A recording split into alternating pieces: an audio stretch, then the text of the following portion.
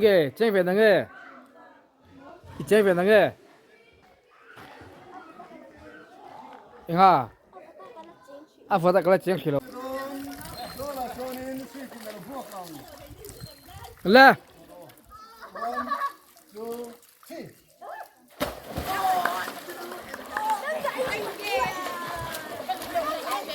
à liệu cho con gì à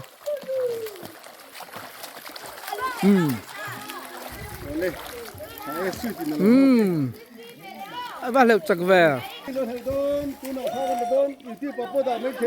ra Christy lên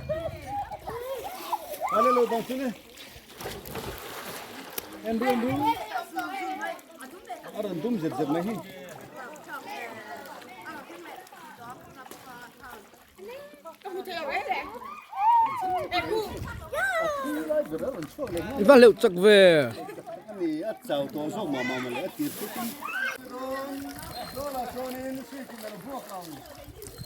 là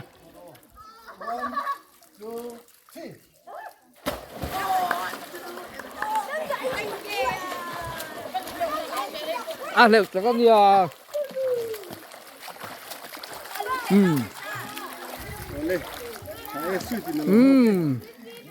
và liệu chắc về ra Christy lên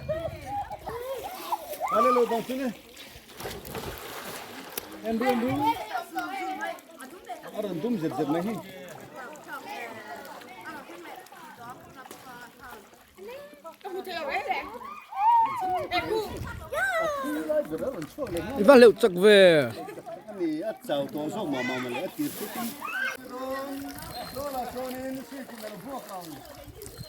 là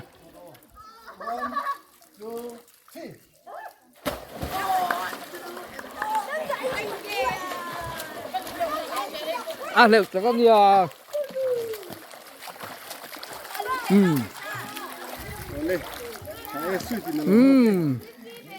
và liệu chắc về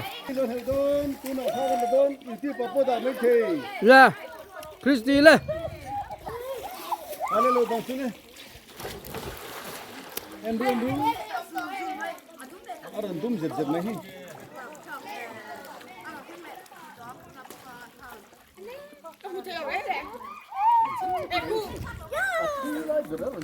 và liệu chắc về